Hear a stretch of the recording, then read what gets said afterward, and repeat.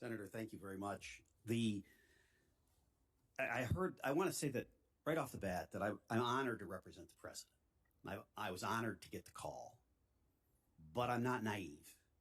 One of the reasons I was called is because virtually every major law firm in this country and in this city refused to represent the president, not because of the lack of merit of his claims. We've certainly demonstrated there's merit, but because of the cancel culture, because of the environment that has been created by the left that has intimidated lawyers. So they can't be here. They're not here because from the giant law firms, precisely because they were ordered by their management committees and others that you cannot take those cases.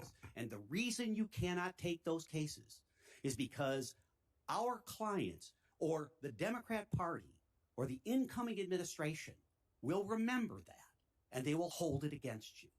That's a sad state of affairs. As a former judge, I was so incensed by that I took the representation. That was the ultimate reason I took that representation.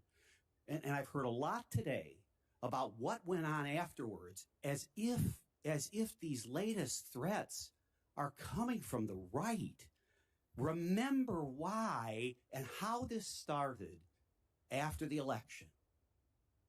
We need to have faith in our court system.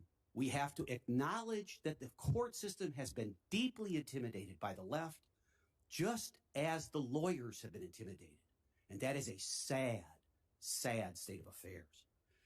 And I so much appreciate, Senator, that you're holding these hearings, because otherwise, as we're finding out all over the country, these items just disappear.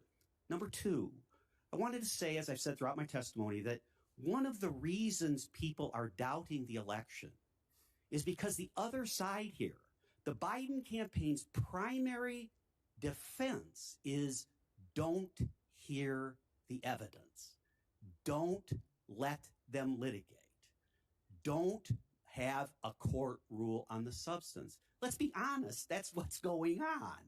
And so that's why the public doesn't trust this outcome. It's not about the president. It's about what the other side is doing to intimidate and force people not to listen, not to take the evidence. I've heard lots of fancy words here today, but if you give transparency, if you let the issues come out, and I've represented Republicans and I've represented Democrats, and at the end of the day, lawyers do their job when it is in the open and we are able to present the evidence. And I so appreciate the fact that you, a non-lawyer, is taking on this task here. But finally, and I have to say this, we had 4,000 people volunteer from everywhere in the country to come to Wisconsin to participate in the process. We had over 2,500 volunteers over a 10-day period take their own time, their own money, come from all over the country. And they came and they attended the recount and they participated. And I said to the recount on the floor, the Democrats and the Republicans, I said, if you are losing your faith in the greatness of this republic, look at this recount. Look at the number of people from the Trump campaign and from the Biden campaign that would give of their time and effort to be here, in that case in Madison, Wisconsin.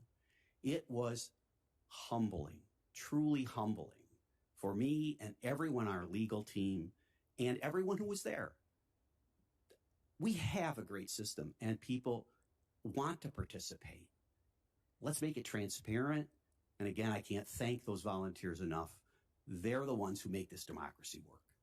Thank you, Mr. Troupis. And I noticed Mr. Banal shaking his head when you were talking about the fact that lawyers from large law firms were more than discouraged. They were actually prevented from representing the president, which is kind of a sad state of affairs.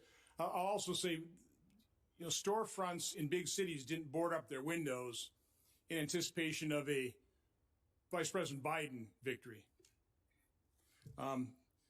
Commissioner Palmer.